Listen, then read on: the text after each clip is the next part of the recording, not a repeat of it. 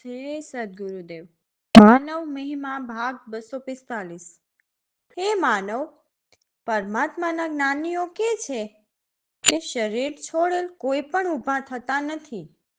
આ ઊભા થવાની વાત દેહધારી અવતારીની કપટની વાત છે. પછી દેવ હોય કે માનવ હોય, છતાં પણ આ આખા જગત વિશે મનન કરો. આ જગતનો માનવ કોને પૂજે છે? તો આવી બધી ભ્રમણા કાઢવા માનવ સદગુરુ કરે છે.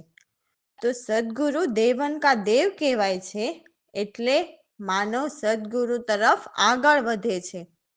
તો આવા સદગુરુ જો દેવોના મંત્રો ભજાવે અને દેવોના સત્સંગો કરે, તો તેને દેવન કા દેવ સદગુરુ પણ કેવા કેમ?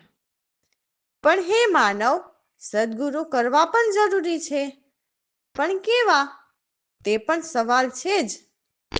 તો હે માનવ, સદગુરુ એટલે કરવાના છે કે પ્રગટ પ્રભુને નૈનોથી દર્શન કરાવે, એટલે સદગુરુ કરવાના છે.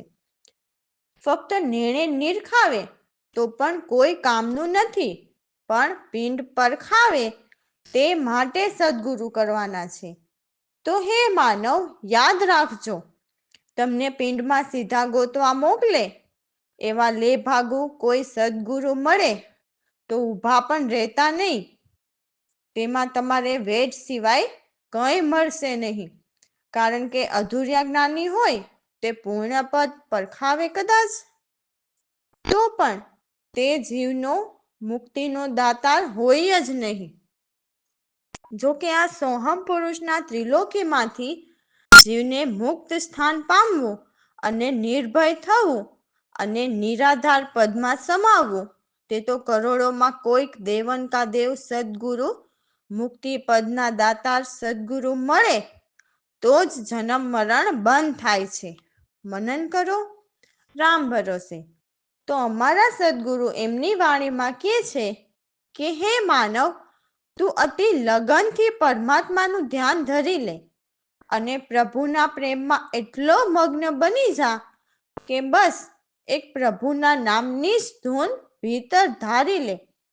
જેમ ચાતક પક્ષીને વરસાદની રાહ હોય, એમનું જ બુંદ પ્યારું છે, તેમજ તને પણ હે જીવ એક પ્રભુનું નામ જ પ્યારું રે, એવી ધૂન ભીતર ધારી લે. આ જગતની બીજી કોઈ આશા નહીં કર મારા ભાઈ. ધના ભગતની ભક્તિ વિશે આપણે સાંભળતા જ હોય કે નહીં? કેવી એમની દ્રઢ ભક્તિ! પોતાના દેહ વિશે નહોતા વિચારતા અને સંતો આંગણેથી ભૂખા ન જાય તેના માટે એમને જે અનાજ વાવવા માટે રાખેલા હતા, એના ભોજન બનાવીને ભક્તોને જમાડી દીધા. એટલું જ નહીં, જગતને એમ ન થાય કે આને ખેતરમાં કંઈ નથી વાવ્યું, એટલા માટે જે અનાજ થોડું ઘણું બચેલ હતું તે રેતીમાં ભેળવીને ખેતરમાં વાવી દીધું. એવી ધના ભગતની ભક્તિ જોઈને પ્રભુને આનંદ આવ્યો, તેથી ધૂળ પણ ધાન થઈ ગઈ. એટલે અનાજના દાણામાં રેતી ભેળવી તે દાણા પાંખા પાંખા ઉગતા એવા મોલ થુંબડે પડ્યા ને કે ધાનના ઢગલા થયા. એવી રીતે સંતોના મુખે ધના ભગત વર્તાય, એટલે અતૂટ ભક્તિવાળા વર્તાય ધના ભગત, એમ સંતો પણ ગુણ ગાય છે. તો પ્રભુ પ્રત્યેનો પ્રેમ સાચો હોય તો અફેર ન જાય મારા વાલા. એટલો ભરોસો પ્રભુ પર રાખવો. તેમજ આપણે મીરાબાઈ વિશે સાંભળ્યું જ હોય, તો તેમની ભક્તિની મજબૂતી સાહસતા કેવી! રાજસ્થાનથી ચાલીને છેક દ્વારકા પહોંચ્યા. રાણાના ઝેર જેવા શબ્દો પણ ગળે ઉતારી ગયા, પરંતુ પ્રભુના નામનો પ્યાલો તો એવો છે કે ઝેરનો પ્યાલો પલટીને અમૃત પ્યાલો બની ગયો. તો એવી જ રીતે અમને અમારા સદગુરુએ સાચી સેન બતાવી. જેમ ધના ભગત અને મીરાબાઈની ભક્તિ તેમજ અનેક સંતની ભક્તિ છે, એવી જ અમારા સદગુરુની ભક્તિ છે. એ સારી સેન અમને અમારા સદગુરુએ બતાવી, જેથી સારા ભ્રમ મટાડી દીધા અને જ્ઞાન ભાન પ્રગટ્યા, એટલે જ્ઞાનના સૂરજ ઉગ્યા અને બધી જ કટુતાઈ મટી ગઈ. તો અમારા સદગુરુમાં કોઈ ભૂલ નહીં એમ તેમના શિષ્ય કહે છે. કેમ કે કરોડો કરમ ટાળી દે, બ્રહ્માગ્નિમાં બળાવી દે, આ ભવસાગરમાં કદી ડૂબવા ન દે. જય સદગુરુદેવ. તરીલે લગન બની જામગન તુનદાર અંદર ચાતકની બુંદ પ્યારી બીજી આશા નહીં કોઈ. તના ભગતની ભક્તિ દેખી તુડદાન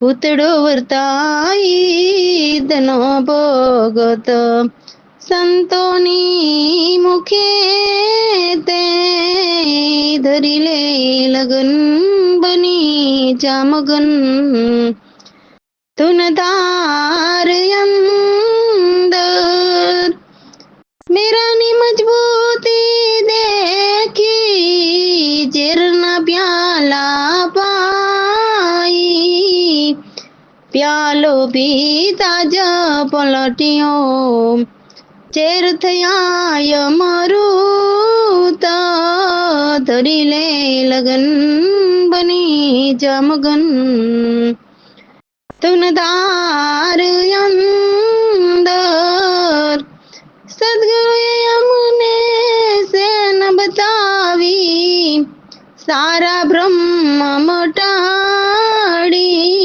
જ્ઞાન ભાન પ્રગટ્યા સર્વ મટી કટુતાઈ ધરી લે લગન બની જામગન તુનદાર અંદર કેતય મુદાસલાલ પ્રવીણ રામમાં ભૂલ નહીં કરોડ કરમ ટાળી દીએ ડૂબવા ન દીએ કરોડ કરમ ટાળી દીએ ડૂબવાનો દીએ ધરી લે લગન બની જામગન તુનદાર અંદર. રામ ભરોસે. અમારા સદગુરુ કહે છે કે ઈશ્વરના સર્વ કામ નિરાળા છે, પરંતુ એ પ્રેમ ભાવના વશમાં ઢળ્યા છે. એટલે ઈશ્વર સાથે તો પ્રેમ કરવાનો જ છે, પરંતુ ઈશ્વરને નિરખાવનાર કોણ? તો સત્ય જ્ઞાની સદગુરુ. તો આપણને સદગુરુ પ્રત્યે સાચો પ્રેમ ભાવ રાખવાનો છે.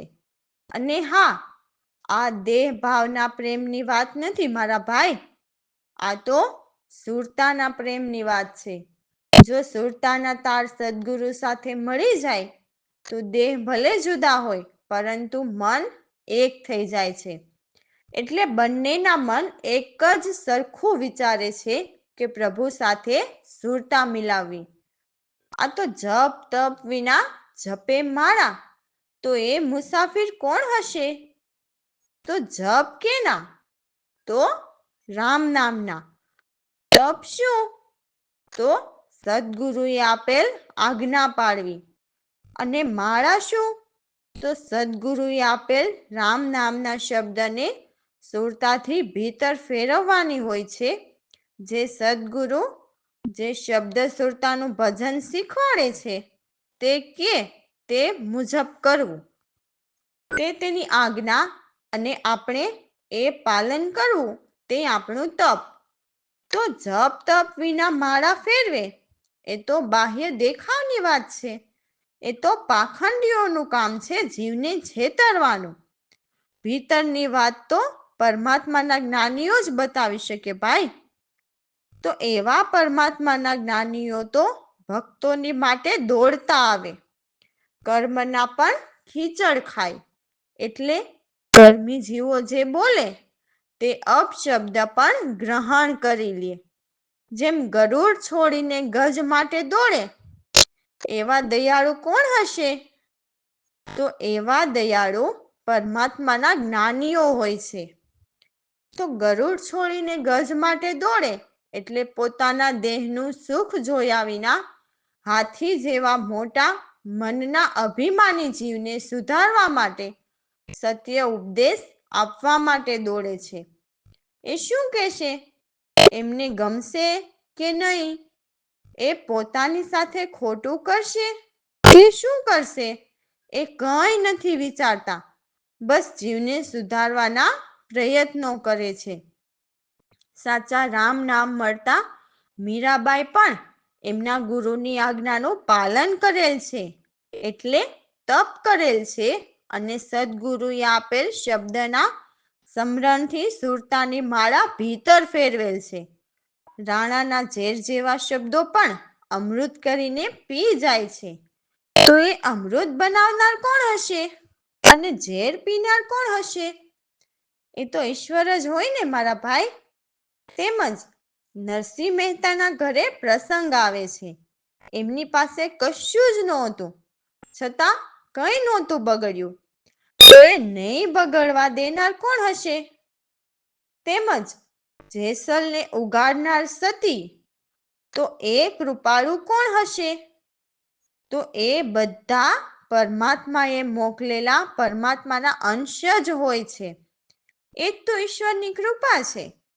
એવા સંતો તો જાણે જ્ઞાનના સાગર, જ્ઞાનની વહેતી નદીઓ સુંદર મજાના જ્ઞાન આપતા હોય.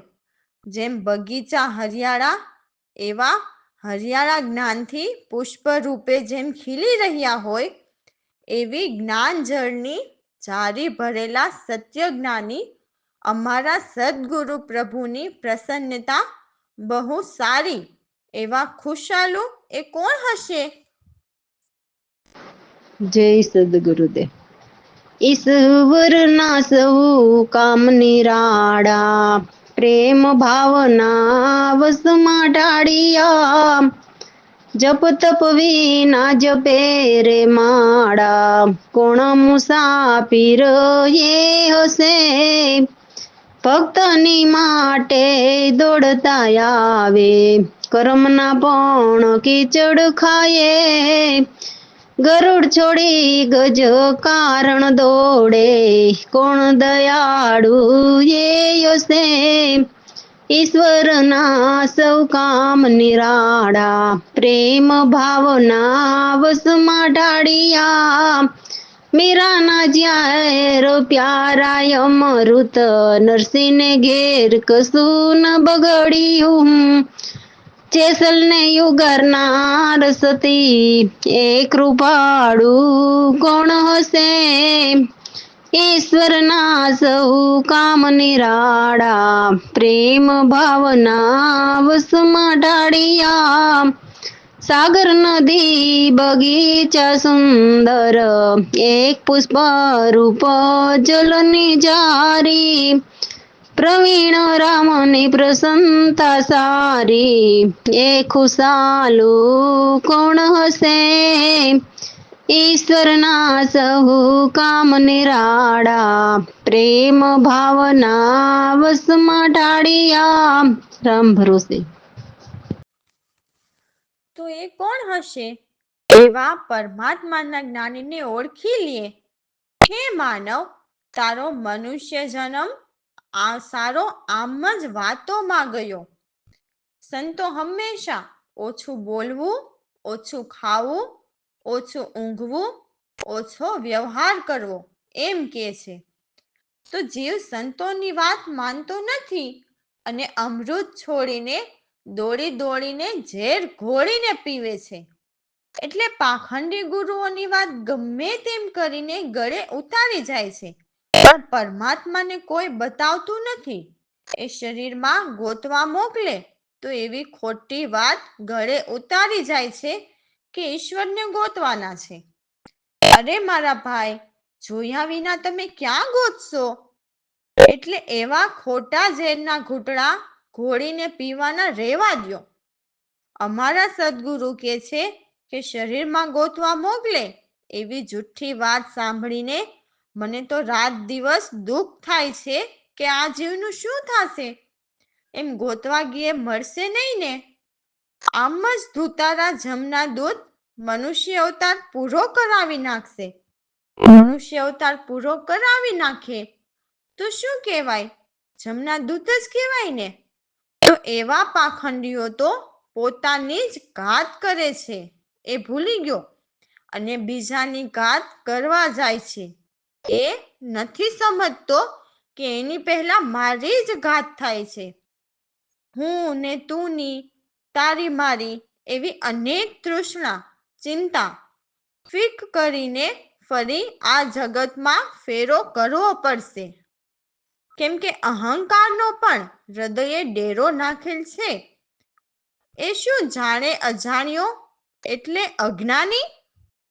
સ્વાર્થમાં જીવ મિલી ઝૂલી રહ્યો છે અને પરમારથને તો સાવ ભૂલી જ ગયો.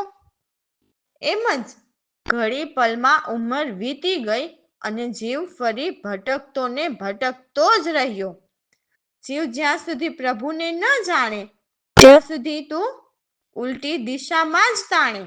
એટલે સત્યની ખબર નથી અને બની બેઠેલા ગુરુઓ તને એમની વાતમાં ભરમાવીને 84ના માર્ગે લઈ જાય છે. એને પણ પરમાત્માના ઘરનો રસ્તો તો ન જ જોયો હોય તો તે ક્યાં લઈ જાય? અમારા સદગુરુએ અમને પરમાત્માના ઘરનો રસ્તો સીધે સીધો બતાવી દીધો અને એ માર્ગે દેહ ભીતર ચાલવાનું છે. તો એ માર્ગમાં વાકી ચૂકી ગલીઓ આવે છે. તે માર્ગે ચાલતા પરમાત્માના ઘર સુધી પહોંચી શકાય છે. તો એ માર્ગે તો અમારા સદગુરુ બતાવે મારા ભાઈ. શિષ્ય કે છે કે અમારા સદગુરુ વિના શું મોજ માળો, એમ સત્ય જ કે છે. જય સદગુરુદેવ.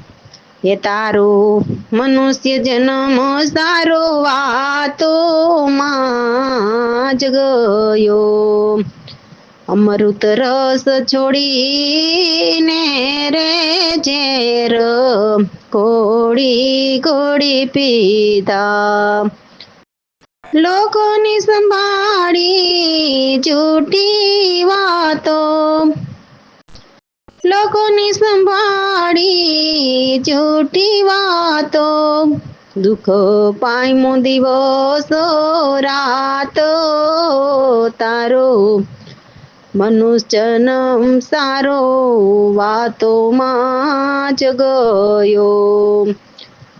કરતો બીજાની ગાતો આપને ભૂલી રહ્યો તારો મનુજન્મ સારો વાતોમાં જ ગયો. હું ને તુની તારી મારી તૃષ્ણા ચિંતા ફિકર ફેરો એ અહંકાર નો હૃદય ડેરો જાણો જય જાણો. એ તારો મનુષ્ય જન્મ સારો વાતોમાં જ ગયો. સ્વાર્થમાં રહ્યો મિલી જુલી પરમાર્થને સાવ ભૂલો. ઉંમરમાં વીતી ઘડી પલો ભટકતો રહ્યો. તારો મનુષ્ય જન્મ સારો વાતોમાં જ ગયો. હરીને જ્યાં સુધી ન જાણે ત્યાં સુધી તું ઉલટી તાણે. પ્રવીણ રામ વિના શું મોજ માણે, દાસલાલ કહે સાચું તારો મનુજન્મ સારો વાતોમાં જ ગયો. રામ ભરોસે. તો હવે આ વાણીમાં સુરતાની વાત આવે છે. હે મારી હેલી, તો હેલી તે સુરતાને કહે છે કે હે મારી હેલી, અગમ દેશ અથાગ એટલે અગમ ભરપૂર સર્વ ભરેલા છે તે કોઈક જ નર વિરલા જાણે છે, કેમ કે હાલ અમારા સદગુરુ હે મારી સાહેલી, 8 યામ એટલે 3 કલાકના 8 પહોર થાય, એમાં 4 પહોર દિવસના અને 4 પહોર રાતના એટલે 4 ધામ અને 4 રાત્રિના એમ 8 યામ. રામ નામ જપવાથી અગમધામ જે 3 લોકથી પર પરમ પદ ચોથા પદ નિર્વાણ પદ છે ત્યાં સદગુરુની કૃપાથી પહોંચી શકાય. હે સાહેલી, એ એક જોઈ લઈએ એટલે એ એકમાં જ બીજા અનેક જોવા મળે એવા અદ્ભુત વખાણ સંતોએ એમની વાણીમાં કરેલ છે. અને અમારા સદગુરુ પણ પૂરા અનુભવથી અગમના વખાણ કરે છે. તો હે સાહેલી, અગમ નિગમ બેઉ ભળી સુખ સાગરમાં એટલે અગમ પરમાત્મા છે તેની કોઈને ગમ નથી એટલે નિગમ. એ અગમની ગમ કરીને સુરતા નિગમ હોવા છતાં ગમ કરીને અગમમાં એટલે પરમાત્માના સુનસાગરમાં પહોંચી ગયા, જેની અનગણતરી અનરૂપ એટલે જેની કોઈ ગણતરી ન થઈ શકે, જે રૂપની ઉપમા ન આપી શકાય એવા અનરૂપ અચરજ કહ્યા ન કહેવાય એવા અચલ ભેદ અનુભવ સાચા સ્થિરતા સંત રહ્યા. જેમ ઉપવનમાં સર્વ વૃક્ષ મળીને રે તેમ અમારા સદગુરુ સર્વમાં મળીને સ્થિર સ્થાયી રહે છે. અવઘટ ઘાટી પશ્ચિમ માર્ગ પર તો અમારા સદગુરુ જેવા કોઈ સુરાજ ચાલે, તો એવા અમારા સદગુરુ કૃપાથી દાસલાલ એ અવઘટ ઘાટીના માર્ગે ચાલતા અગમ હોવા છતાં નિગમ પરમાત્માને પામ્યા. રામ ભરોસે. જય સદગુરુદેવ. એ આયુ મારી